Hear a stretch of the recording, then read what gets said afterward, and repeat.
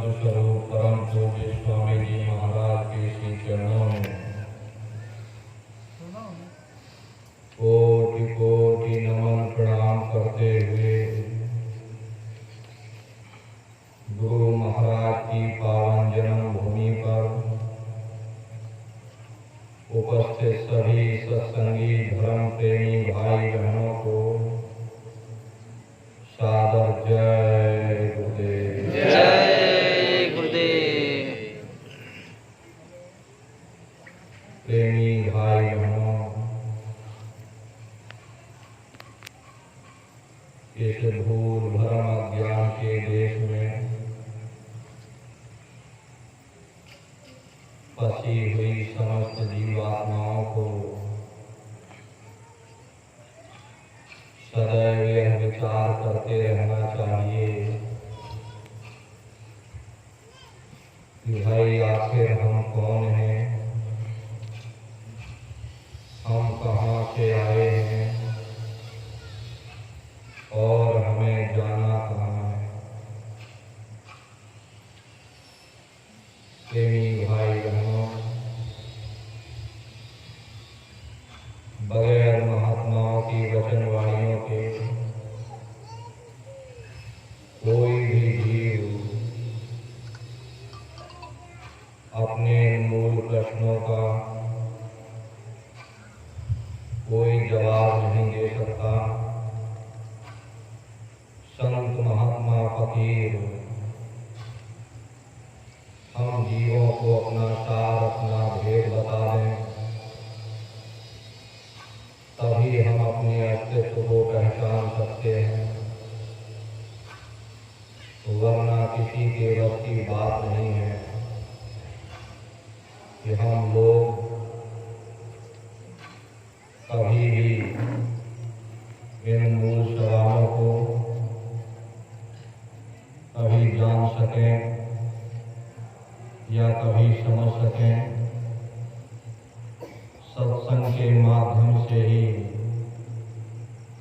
संत महात्मा फकीर जीवों को समझाते, बुझाते और चेताते रहते हैं। भाई, यह तुम्हारा देश नहीं है, तुम यहाँ के नहीं हो, ये सराय खाना है, ये मुसाफिर खाना है। हम लोग अपने सचखंड को छोड़ करके जन्म जन्मांतरों से यहीं पर भटका खा रहे। प्रेमी भाई बहनों, जब यहाँ न धरती थी, न सूरज चांद सितारे, न जमीन न आसमान, न देवी न देवता, जब कहीं कुछ भी नहीं था, तो एक अनीयनामा अभिसच्चिदानंद प्रभु धामा, वो एक अनीयनामी महाप्रभु अपने अनामी धाम में अखंड राज किया करते थे। उस मालिक की मौज मर्जी उठी, उन्होंने 3 लोक का विस्तार किया, यानी अधम लोक, अलख लोक और सत्यलोक। ये तीनों लोक एक रस हैं। यहाँ न कभी परिवर्तन हुआ और न ही कभी हो सकता। काफी समय जब बीत गया, तब रचना का विस्तार सत्पुरुष भगवान ने किया। उन्होंने अपनी आवाज पर अनंतों अनंत ब्रह्मांडों की रचना की और अपने 16 पुत्रों को नीचे उतार दिया। निरंजन भगवान, जिनको दुनिया ईश्वर कहती है, सत्पुरुष भगवान के सबसे छोटे पुत्र हैं। इन 16 पुत्रों ने नीचे आकर घनघोर तपस्या की और अपने पिता को प्रसन्न करके सतलोक के समान राज मांग लिया। राज चेतन पर किया जाता, जड़ पर नहीं किया जाता। इसीलिए इन्हें रूहों का छोटा सा भंडार दे दिया गया। जब रूहें नीचे उतारी जाने लगी, जब हमको आपको नीचे उतारा जाने लगा,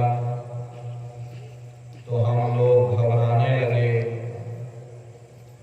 उस समय सतपुरुष भगवान ने वचन दिया कि तुम जाओ, जाकर नीचे आराम से रहो, मैं संतों को तुम्हारे पास भेजूंगा, तब तुम वापस चले आना।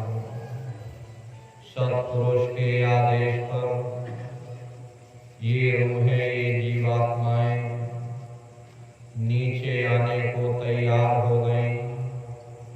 सबसे पहले 4 प्रकार के कपड़े, कारण, सूक्ष्म, लिंग और स्थूल, 4 प्रकार के कपड़े पहना करके परत दर परत जीवात्माओं को नीचे उतारा गया और इसी स्थूल शरीर में दोनों आंखों के मध्य भाग में यहाँ पर बैठा दिया गया। जब जीवात्माएं यहाँ आई, उस समय सतयुग का समय था। सतयुग योगी सब विज्ञानी, करे हरि ध्यान तरह भव प्राणी। उस समय सब ज्ञानी और विज्ञानी थे। सबकी आंख कान खुली हुई थी।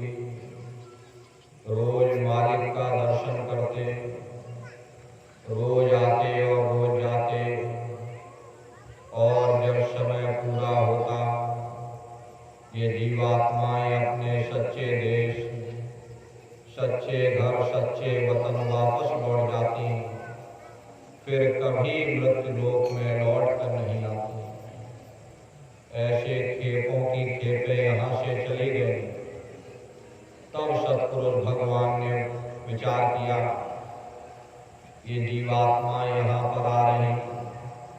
तब काल भगवान ने विचार किया कि अगर ये जीवात्माएं ऐसे ही अपने देश वापस चली जाएंगी तो मेरा राज समाप्त हो जाएगा, हम राज किस पर करेंगे। तो उन्होंने बड़ी होशियारी के साथ कर्मों का विधान बना दिया और कर्मों का विधान बना करके जीवात्माओं को सुना दिया गया, ये पुण्य कर्म है, ये पाप कर्म है, ये शुभ कर्म है और ये अशुभ कर्म है। और इन जीवात्माओं को कह दिया कि काल रूप में तिन कर्म दाता, शुभ अशुभ कर्म फल दाता। यानी मैं काल रूप हूँ, शुभ अशुभ कर्मों का मैं फल दूंगा। यानी कर्म करने की स्वतंत्रता हमको आपको दे दी गई और फल देने का अधिकार इन्होंने अपने हाथ में रख लिया। धीरे धीरे ये जीवात्माएं कर्मों की बेड़ियों में जकड़ती चली गई और अपने अस्तित्व को, अपने ज्ञान, अपने प्रकाश को भूल गई। तब से लेके आज तक न जाने कितने युग और कर्म बीत गए, ये जीवात्मा यहीं पर भटका खा रहे। प्रेमी भाई बहनों, ये रूह सतनाम का अंश है, सत देश की रहने वाली है।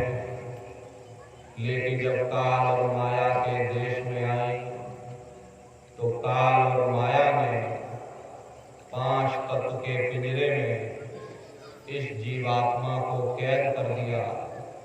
साथ में मन को इसकी चौकीदारी पर बैठा दिया ताकि ये यहाँ से निकलने न पाए। अब संत दया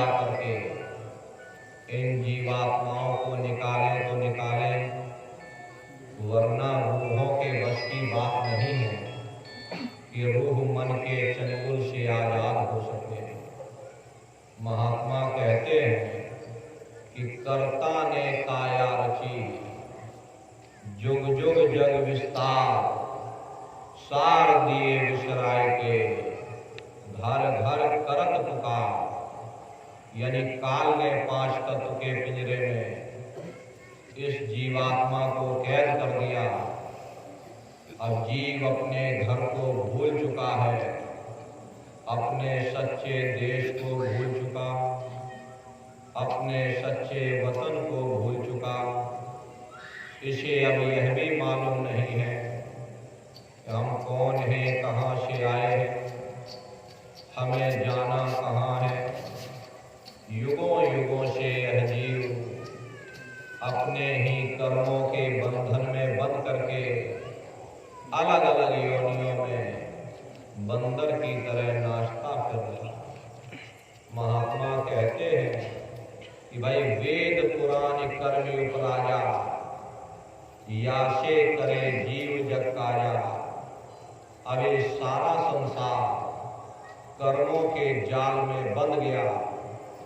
संत इस जाल के भेद को खोलते हैं, लेकिन देखो दुनिया वालों को, ये दुनिया वाले ऐसे ही संतों महात्माओं का विरोध करते हैं। वाल्मीकि जी महाराज ने राम के पैदा होने के 10,000 साल पहले ही पूरी रामायण बनाकर रख दी थी कि भाई तुम्हारे अंदर राम है, तुम्हारे अंदर रावण है, सब कुछ तुम्हारे अंदर है। काल भगवान ने देखा कि उन्हें मेरा पर्दा खोल दिया, इन्होंने मेरा भेद उजागर कर दिया।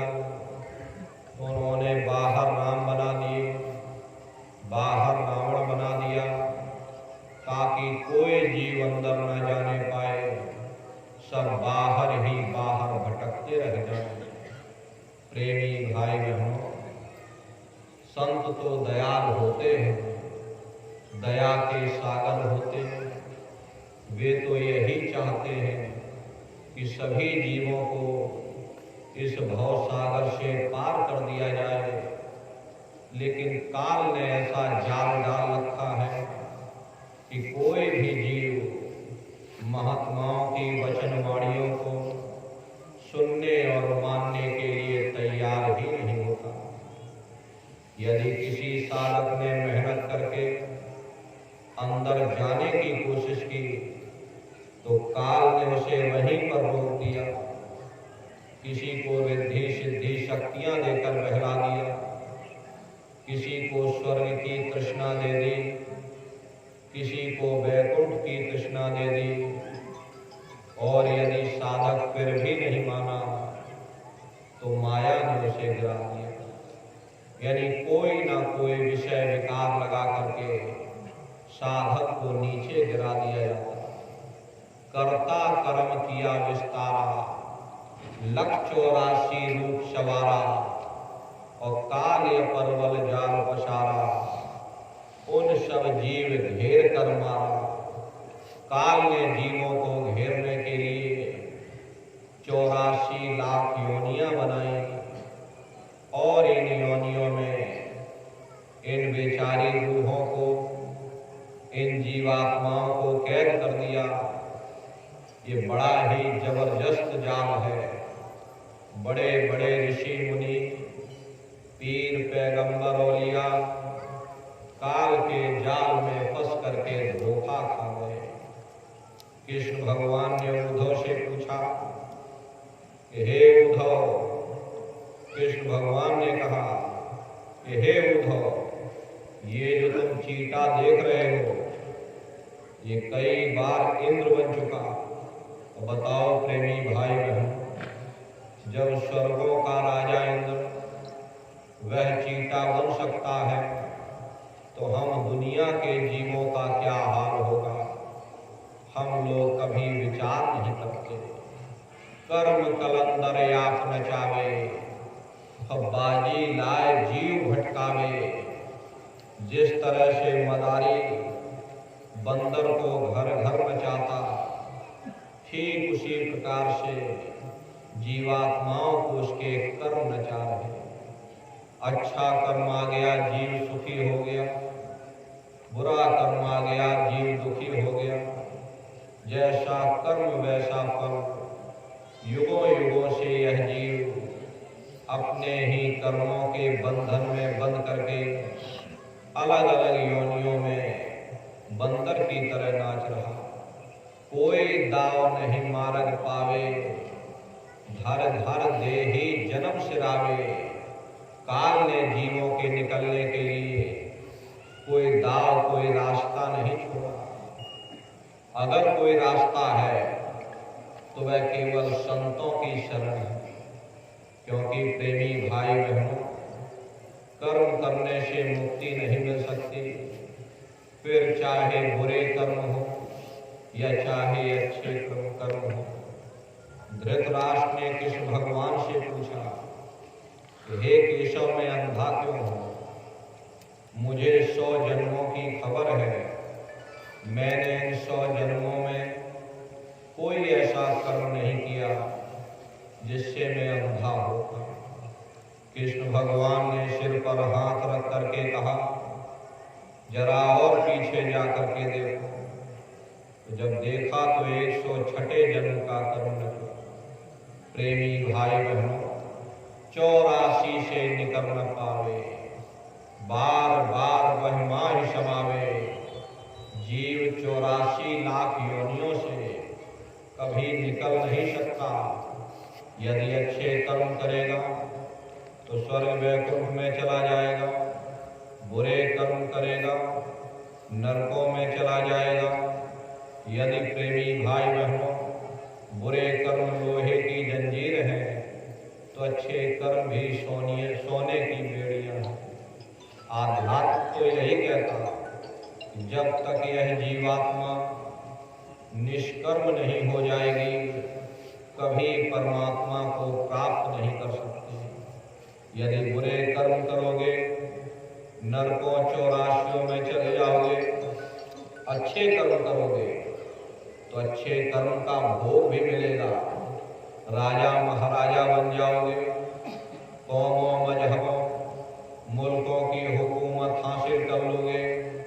ज़्यादा से ज़्यादा हम स्वर्ग वैकुंठ में चले जाएंगे। वे भी भोग योनियां हैं, एक निश्चित समय के लिए मिलती हैं।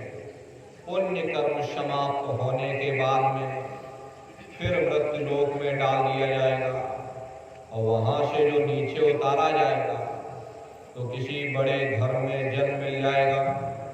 और बड़े घर में जन्म लेने के बाद कौन भला अच्छा कर्म करता, फिर बुरे खोटे कर्म करने लगे, फिर नरकों 84 में चले गए। ऐसे ही आवागमन चलता रहता है। लेकिन प्रेमी भाई बहनों, मुक्ति नहीं मिलती। बिना कर्म कोई काया नहीं, और जग बस रहा कर्म के माही। कोई शरीर बिना कर्म के नहीं है।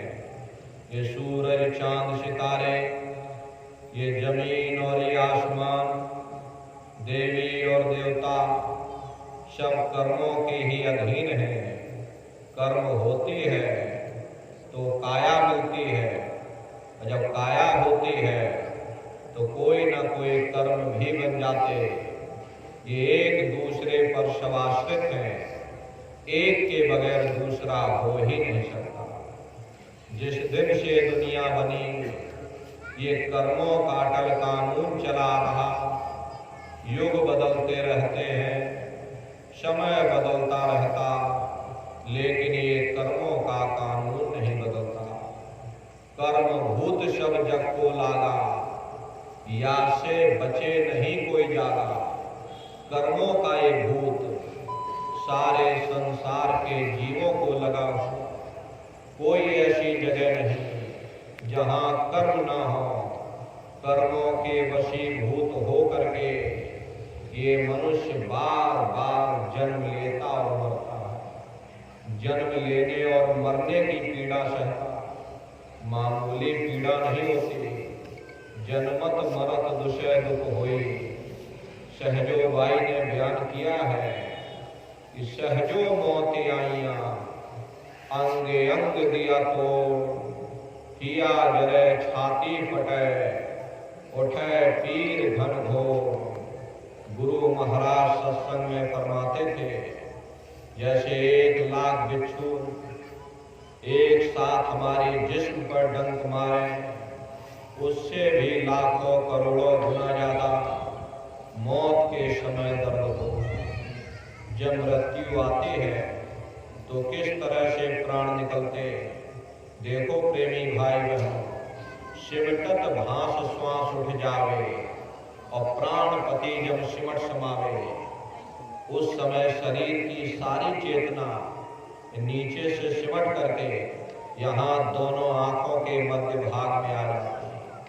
प्रेमी भाई बहनों, आप इस तरह से समझ लीजिए, जैसे संसार में महाप्रलय होती है तो महाप्रलय के समय सबसे पहले ये पृथ्वी रह जाती है। ये पृथ्वी पानी में घुल करके और पानी बन जाती है। मानो षष्ठ की प्रलय एक बड़ी कयामत है तो शरीर की प्रलय एक छोटी कयामत है। तो जैसे ही मौत आई, सबसे पहले बुधा चक्र टूटता है। बुधा चक्र में पृथ्वी का वास होता। बुधा चक्र टूट करके इंद्रिय चक्र में समा जाता। इंद्रिय चक्र में जल का वास होता, यानी जल ने पृथ्वी को घोल दिया। और जब इंद्रिय चक्र टूटेगा, नाभि चक्र में समा जाएगा। नाभि चक्र में अग्नि का वास होगा, यानी अग्नि ने जल को सुखा दिया। और जब नाभि चक्र टूटेगा तो यहाँ हृदय चक्र में समा जाएगा। हृदय चक्र में वायु का वास होगा, यानी वायु ने अग्नि को अपने में समाहित कर लिया। और इस तरह से वायु आकाश में उड़ गई। जब यह कर्म कलाय उपजावे और बुद्धि सुरत की आन दबावे, जब यह जीवात्मा पांचों तत्वों को लान करके, यानी जल पृथ्वी अग्नि वायु आकाश, पांचों तत्वों को लान करके यहाँ पर आती है, तो यही कर्मों का निचोड़ निकल करके बुद्धि का संकल्प बनता, अंत मता सोई गता। उसी संकल्प के आश्रय हमारा अगला जन्म होगा। मैली बुद्धि सुरत के माही, वाह समय को करे सहाय। उस समय विषय विकारों की मैली बुद्धि भोगों की आशिक रही। वही कुत्ते को बिल्ली के सपने, बिल्ली को चूहों के सपने। मनुष्य ने सारी जिंदगी मैले कर्म किए, मैल कमाया मैल खाया, मैल ही अपने साथ ले गया। ये जीव जाए तो जाए कहाँ, काल ने कोई राह नहीं छोड़ी। काल दाढ़ में आन दबानी, और जब ढरके नैनन से पानी। जब काल अपनी दाढ़ में दबाता, नेत्रों से पानी निकलता, इंद्रियां टूट टूट करके चकनाचूर हो जाती। सब रिश्ते नातेदार खड़े रह जाते, डॉक्टर वैद्य हकीम सब पड़े रह जाते। उस समय प्रेमी भाई बहन, आपको कोई बचा नहीं सकता। उस समय कोई बचाते हैं, वह केवल तुम्हारे गुरु हैं। गुरु किया नहीं, नाम की कमाई की नहीं, बचाएगा आपको कौन। प्रेमी भाई बहनों, यमदूत आते हैं जीवात्मा को घेर करके, जम के दूत घेर चहुफेरा और निक्षय प्राण छोड़ के डेरा। प्रेमी भाई बहन, बड़ी तकलीफ होती है, बड़ी भारी वेदना होती है। ये जीव चिल्लाता होता है कि हमको यमदूत मार रहे हैं, हमको बचा लो। लेकिन प्रेमी भाई बहन, उस समय कौन आपको बचाएगा, कौन तुम्हारी रक्षा करेगा। सब रिश्ते नातेदार खड़े रह जाएंगे, डॉक्टर वैद्य हकीम सब पड़े रह जाएंगे। जीवात्मा को खींच करके इस पिंजड़े से अलग कर दिया जाएगा, ये शरीर अलग हो जाएगा। शरीर आपका मुर्दा हो जाएगा। प्रेमी भाई बहनों, इधर रोना धोना शुरू, उधर चीखना चिल्लाना शुरू। कोई लकड़ी लेकर के आएगा, कोई चिता तैयार करेगा और प्रेमी भाई बहनों ले जा करके शमशान भूमि पर जला करके राख कर दिया जाएगा। ये जला करके शरीर को ये मिट्टी मिट्टी के सुपुर्द हो जाएगा। फिर आपको कोई याद करने वाला नहीं है। महीना डेढ़ महीना कोई याद कर लेगा, फोटो आपकी दीवार पर टांग करके रख देगा, उसके बाद कोई किसी को याद नहीं करता। इधर ये जीवात्मा जाती है यह धर्मराज के दरबार में, वहां जा करके पेश हो जाती है। धर्मराज कर्म के अनुसार जीवात्मा को सजा सुना देते, ले जाओ इनको फलाने नरक में, क्योंकि इनको मौका दिया था, अवसर दिया था। जब की बार गीता रामायण को पढ़ करके उन संतों महात्माओं की तलाश करके और नाम की कमाई कर लेना, जीवात्मा का कल्याण कर लेना। अरे जब प्रेमी भाई बहनों आप माँ के गर्भ में थे, परमात्मा से अरदास करते थे, हे परमात्मा इस बार हमको मौका दे दो, हमको मानव तन दे दो, हम भजन करेंगे, भक्ति करेंगे, हम जीवात्मा का कल्याण करेंगे। लेकिन मानव तन मिलने के बाद ना आपने भजन किया, ना भक्ति की, न जीवात्मा के कल्याण के लिए विचार किया। सारी जिंदगी कीमती समय को, कीमती श्वासों की पूंजी को व्यर्थ के रगड़े झगड़े में गवा दिया। प्रेमी भाई बहनों, जिस चीज को आप इकट्ठा कर रहे हो, सुई की एक नोक हमारे साथ नहीं जाना चाहिए। तो धर्मराज कहते हैं कि भाई तुमको मानव तन दिया था, जिस उद्देश्य के लिए दिया था, और तुम हमसे वादा कर रहे थे हम भजन करेंगे, भक्ति करेंगे, लेकिन तुमने इनमें से कोई काम नहीं किया। व्यर्थ के रगड़े झगड़े में अच्छे बुरे कर्म किए। ले जाओ इस जीवात्मा को सीधे नरकों में पकड़ करके नरकों में डाल दिया जाता। मामूली पीड़ा नहीं होती, अनंतों अनंत युगों तक ये जीवात्मा नरकों की यातना सहती रहती। महात्मा कभी झूठ नहीं बोलते। अरे महात्माओं ने जब साधना किया और साधना करके जब ऊपर गए, ऊपर जा करके जब नरकों का हाल देखा, तभी उन्होंने बयान कर दिया, लोह के खम्भ तपत के माही, जहां जीव को ले चिपटाई, वहां लोहे के खंभे अग्नि से धधक धधक तल्लाल हो रहे। ऐसे खोटे जीवों को उन खंभों में लटकाया जाता, उन खंभों में चिपटाया जाता। जीव हाय हाय करके तड़पता है, असहनीय वेदना होती है, जीव रोता और चिल्लाता है, चिंगाड़ मार मार के चीख पुकार करता। उस समय प्रेमी भाई बहनों मीलों मील तक लंबी वेदना जाती, लेकिन वहां तुम्हारी कोई पुकार सुनने वाला नहीं, कोई तुम्हारी दर्द भरी आवाज को सुनने वाला नहीं। अरे दुर्दशा क्यों हो गई? क्योंकि हम लोग मनमुखी हो गए, मन के कहे पर चलने लगे, मन के कहे पर चल करके अच्छे बुरे कर्म करने लगे। कर्मों का जखीरा हमने अपने सिर पर लाद लिया, आज भी कर्मों का भोग पा रहे। अरे महात्मा कहते हैं नर की अनेक और है, कहला कहो बखान, और दुख भोगते यह जीव जो, जाने जो भोग समान। कि भाई एक नरक नहीं, ऐसे वहां अनेकों अनेक नरक हैं। प्रेमी भाई बहनों, अनंतों अनंत युगों तक इसी जीवात्मा को नरकों की यातनाएं सहनी पड़ती, और नरकों से निकाल करके सीधे मानव तो नहीं मिलता, इसे ले जाकर 84 लाख योनियों में डाल दिया जाता। ये 4 खान 84 लाख योनियां मामूली योनियां नहीं होती। 4 खान यानी अंडज, पिंडज, उपमज और स्थावर, ये 4 खाने हैं। पहली श्रेणी पेड़ पौधों की आती है, जिनके अंदर पानी का तत्व मौजूद होता। अभी ये भी मनुष्य हुआ करते थे, लेकिन आज अपने कर्मों का भोग पा रहे। दूसरी श्रेणी ये कीड़े मकोड़ों की आती है, जिनके अंदर पृथ्वी और अग्नि का तत्व मौजूद होता।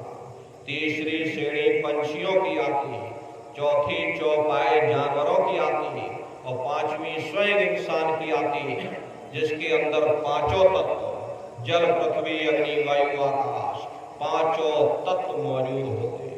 इनकी अलग अलग कुल 84 लाख योनियां होती। अनंतों अनंत युगों तक ये जीवात्मा 84 लाख योनियों में भटका खाती रहती। कई जन्म भय कीट पतंगा, कई जन्म भय मीन कुरंगा, कई जन्म पंखी सरखोइयो, कई जन्म हैवर वृक जोइयो, मिल जगदीश मिलन की वरिया, चिरंकार यह देश सजरिया। करोड़ों युगों से हम आप कभी कीड़े मकोड़ों की योनि में भटक रहे, कभी पेड़ पौधों की योनि में, कभी पशु पंछियों की योनि में, अनंतों अनंत युगों तक अलग अलग योनियों में भटका खाने के बाद तब जाकर के दोबारा मानव तन आपको मिलेगा। और इसी उद्देश्य के लिए मिलता कि चलो अच्छा है, तुमको दोबारा फिर मौका दिया जा रहा, अब की बार फिर तुमको मनुष्य शरीर दिया जा रहा, तुम अपनी जीवात्मा का कल्याण करो। ये अवसर हमको आपको प्राप्त होता है कि भाई ये मानव तन दिया जा रहा अपनी जीवात्मा के कल्याण के लिए। लेकिन प्रेमी भाई बहन, जब ये मौका हमको मिलता, हम जिंदगी के असल मकसद को भूल जाते हैं, फिर व्यर्थ के रगड़ों झगड़ों में माया का ऐसा महीन बारीक पर्दा आपके ऊपर पड़ जाता है कि आप अपने वादे को भूल जाते हो और व्यर्थ के रगड़ों झगड़ों में कीमती समय और श्वासों की पूंजी को बर्बाद कर देते। कैसे प्रेमी भाई बहन, ये जीव संसार में अपने कीमती समय को बर्बाद करता है। देखो महात्मा दृष्टांत देकर के समझा रहे हैं। भाई जब बच्चा माँ के गर्भ से जन्म लेता है तो माया का एक महीन बारीक पर्दा बच्चे के ऊपर डाल दिया जाता। उस समय वह बच्चा न मुख से बोल पाता, न जवान से अपने दुख दर्द को बयान कर पाता। मुख बोले न सैन चलावे और काहू दुख अपना न जनावे।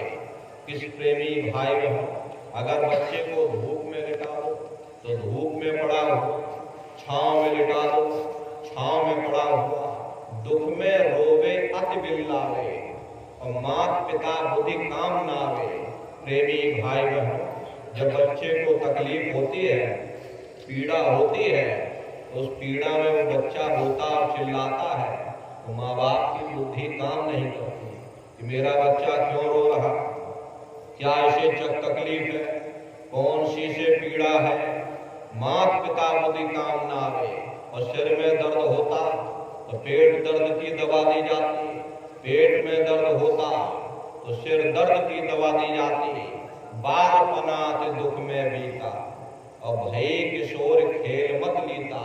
प्रेमी भाई बहनों, ऐसे ही रोते चिल्लाते ये बाल काल की अवस्था गुजरती चली जाती तो बच्चा थोड़ा बड़ा हो जाता, किशोरावस्था में पहुंच जाता और बच्चा चलने फिरने लगता, बोलने बताने लगता, दुख सुख को बयान करने लगता तो वह अपने साथियों के साथ खेलना चाहता है। तो प्रेमी भाई बहनों, मार पीट पे तो मात घनेरी, वह भी दुख की भारी ढेरी। बच्चे का मन पढ़ाई में लगता नहीं, वह बच्चा अपने साथियों के साथ खेलना चाहता तो घर में माँ बाप मारते, स्कूल में मास्टर और अध्यापक मारते। प्रेमी भाई बहनों, ऐसे ही पिटते पिटाते यह भी दिन दुख गफलत में बीते और सुख ना पाया रहे अबीते। ये भी दिन दुख गफलत और बेसुधी में गुजर गया लेकिन सुख नहीं मिला।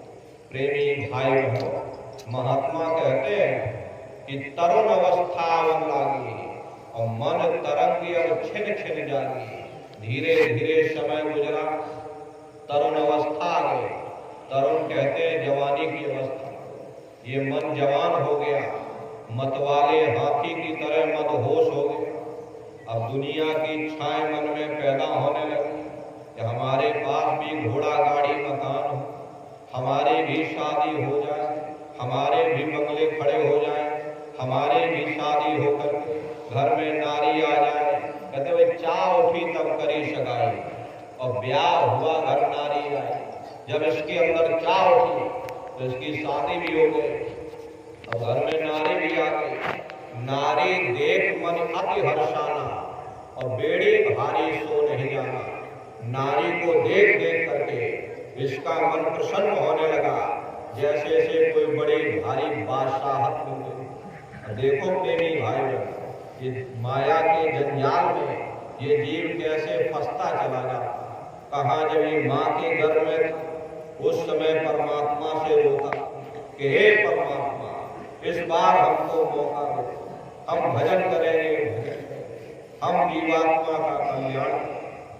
लेकिन जब ये मौका मिला, धीरे धीरे माया के जंजाल में ये जीव कैसे फंसता चला जाता। देखो महात्मा कहते हैं, नारी देख मन अति हर्षाना और बेड़ी भारी सो नहीं जाना। मात पिता का हक सब भूले और दिन और रात नारी संग झूले। कहते भाई जब शादी हो गई तो सब कुछ नारी के हाथ में है।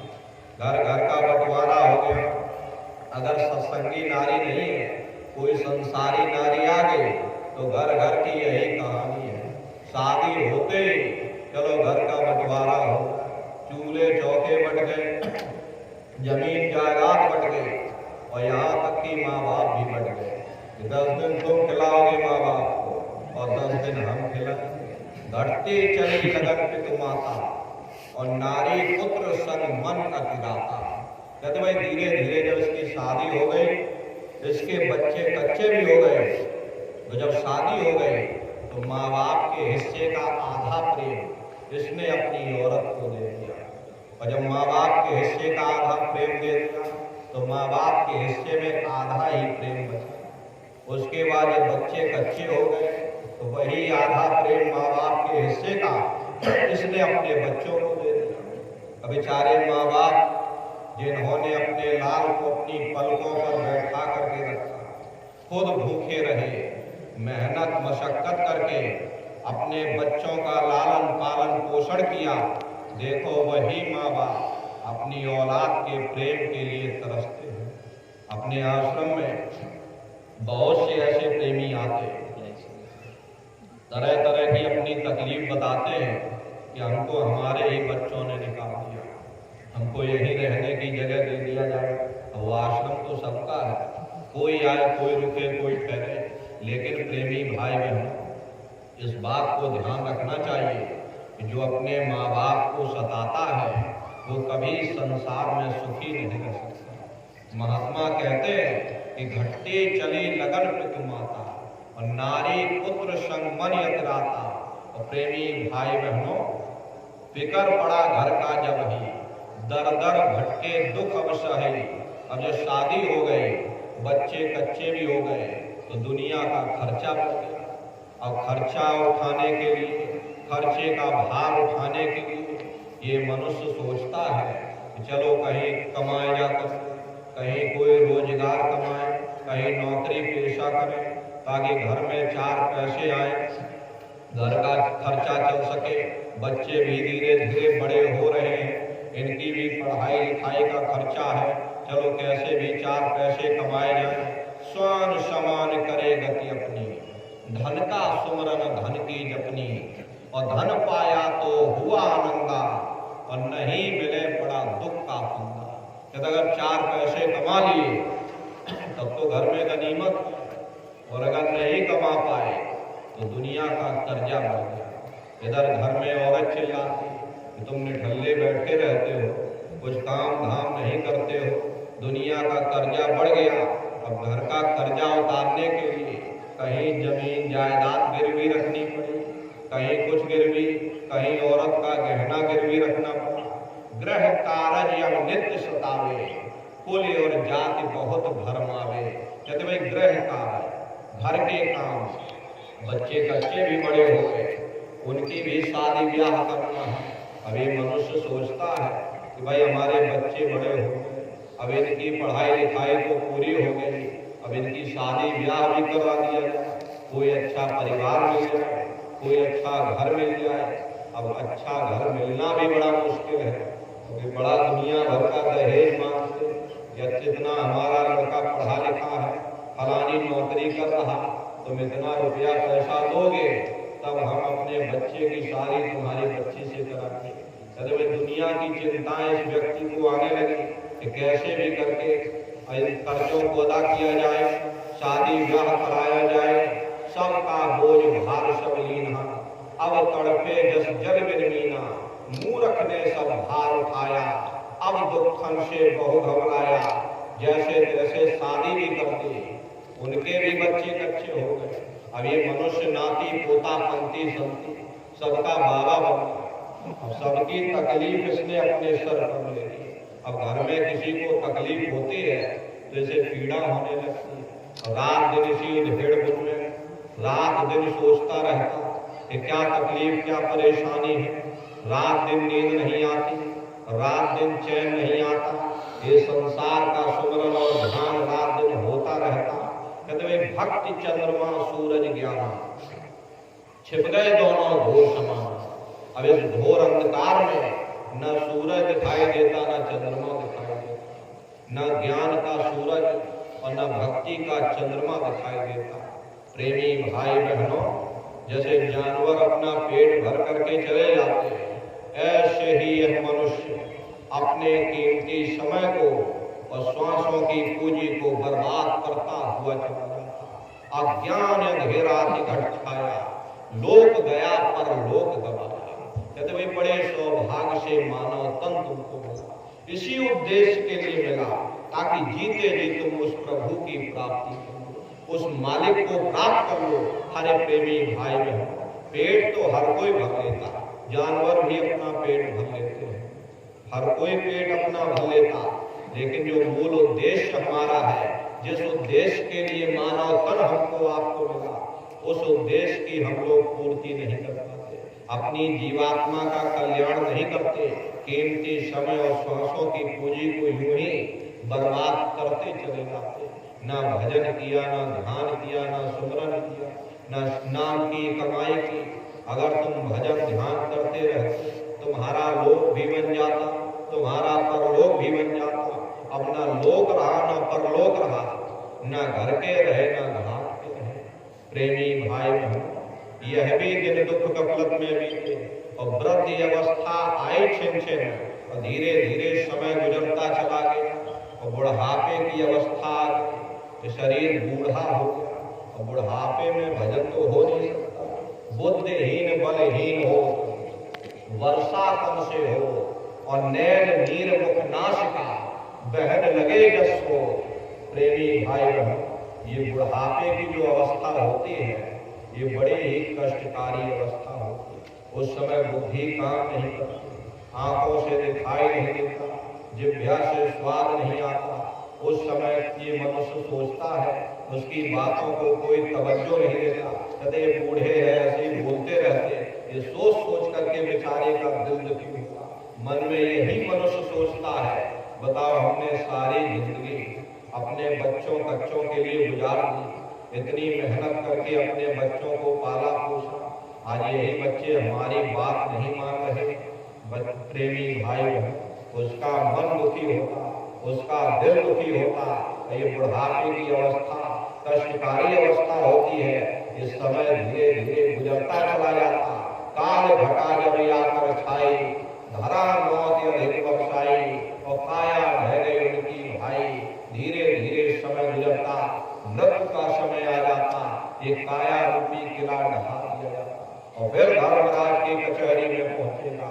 फिर तुमसे यही सवाल पूछा जाएगा कि तुमको मनुष्य शरीर दिया गया था, तुम फिर हमसे वादा करके आए थे कि तुम भजन करोगे, भक्ति करेंगे, लेकिन फिर तुमने भजन नहीं किया। ले जाओ फिर नरकों में डाल दो, ले जाओ फिर 84 में डाल दो। तो ऐसे ही आवागमन चलता रहेगा, लेकिन मुक्ति नहीं। ये संसार ऐसा है, काल और माया का ये संसार है। बड़े बड़े ऋषि मुनि आए और धोखा खा करके चले गए। ये मन ऐसा चीज है प्रेमी भाई बहनों, ये मन की हस्ती शक्ति बहुत बड़ी।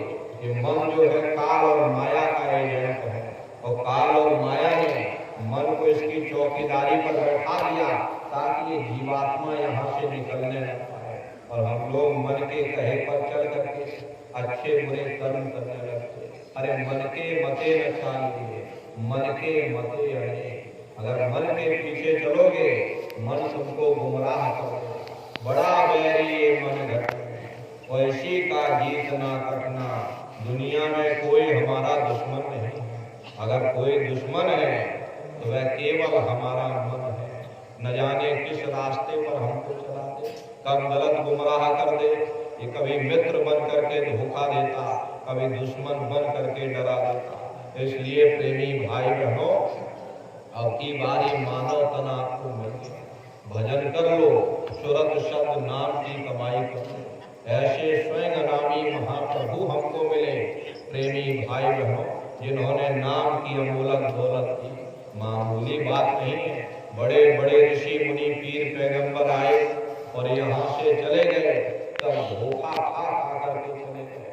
लेकिन गुरु महाराज ने ऐसा सरल भी 700 वर्षों के अंदर महात्मा फकीर आए, लेकिन किस तरह से नाम की अमूलक दौलत किसी ने नहीं बांटी। जिस तरह गुरु महाराज बांट करके गए, खुले मैदान में सबको हमारे आपके कर्मों के बोझे अपने सिर पर लाए। गुरु महाराज को कोई रोग भोग बीमारी नहीं थी। अरे गुरु महाराज ने तो हमारे आपके कर्म अपने सिर पर लिए, ताकि हमारे बच्चे निर्मल हो जाएं और भजन करने लग जाएं, इनकी जीवात्मा का कल्याण हो जाए। प्रेमी भाई बहनों, ऐसा सरल मार्ग अभी तक किसी को नहीं मिला जो आपको मिला हुआ, और ऐसे अनामी महाप्रभु किसी को नहीं मिले जो आपको मिले। गुरु महाराज कहते थे कि बच्चा तुम भजन करो तो सही, तुम बैठो तो सही, मन को रोको तो सही, शरीर को टिकाओ तो सही। अरे प्रेमी भाई बहनों, तुम एक कदम चलोगे, गुरु तुम्हारा 100 कदम चलेगा।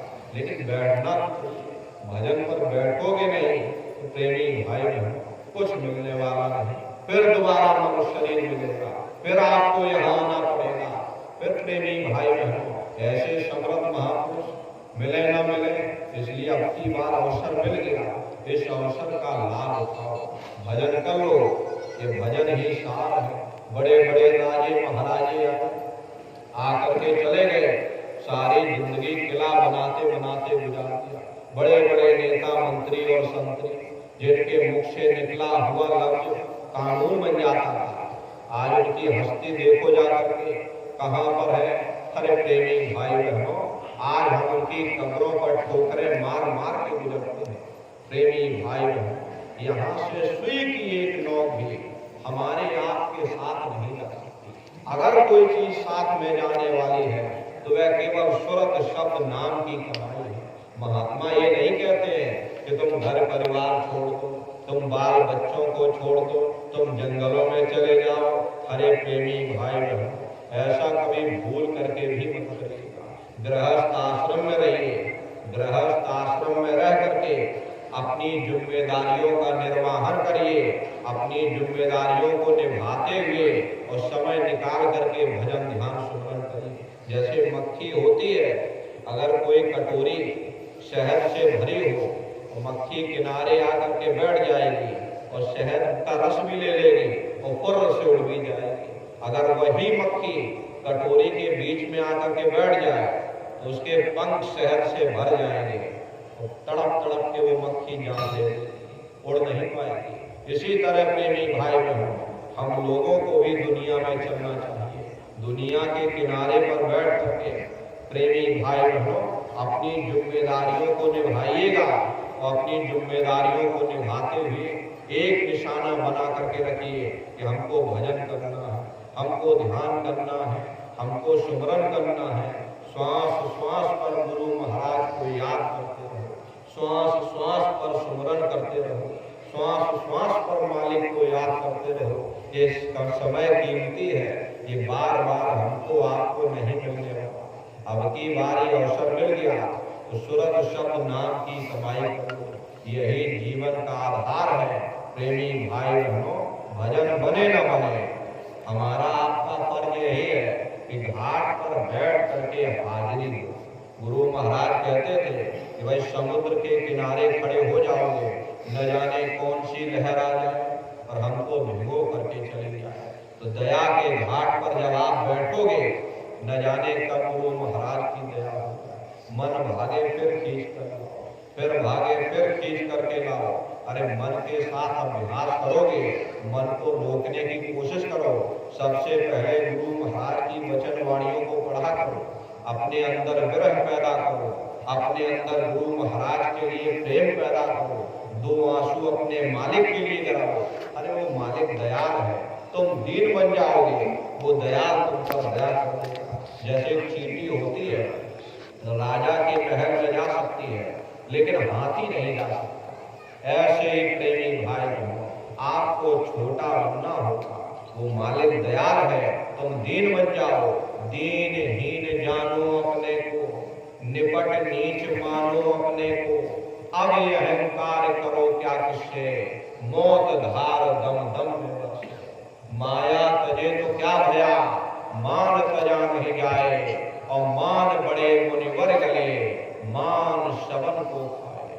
लेने को सतनाम है, देने को अन्नाम, तरने को है दीनता और डूबन को अभिमान। जब दीनता आएगी तो गुरु से प्रेम होगा। संसारी मोहब्बत को हम आप मोह कहते हैं, परंतु परमार्थी मोहब्बत को प्रेम कहा जाता है। ये संसारी मोहब्बत ये तो मन की है, लेकिन परमार्थी सुरत की है।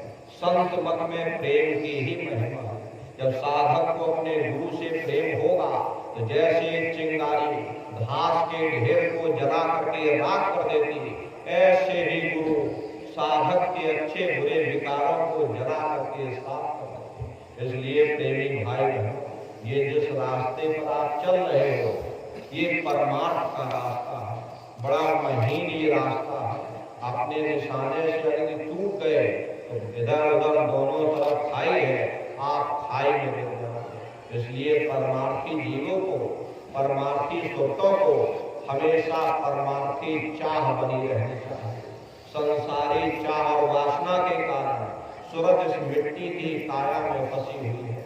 यदि संसारी चाह और वासना समाप्त हो जाए तो यह जीवात्मा हमेशा के लिए, सदा सर्वदा के लिए इस भवसागर से पार हो जाए। इसलिए अपने सतगुरु से केवल सतगुरु को ही मांगे। प्रेमी भाई बहनों, ये दुनिया की इच्छाओं तृष्णाओं को मत मांगा करो, अपनी जीवात्मा के कल्याण के लिए मांगो। सतगुरु से जब भी मांगो तो अपनी जीवात्मा के कल्याण के लिए मांगो। वो मालिक दयाल है, हमको देखता रहता है। प्रेमी भाई बहनों, वो जो उचित समझेगा हमको आपको दे देगा। हम लोगों को अपने आप को उस पर न्यौछावर रहना चाहिए। उसकी मौज में, मालिक के भाड़े में, मालिक की मौज में रहना सीखो। जब हम मालिक की मौज में रहेंगे, वो मालिक जो ठीक समझेगा हमको आपको जरूर बख्शेगा। बच्चा बीमार होता है तो डॉक्टर तो कड़वी कुरेन की गोली ही उसके मुंह में डालता है।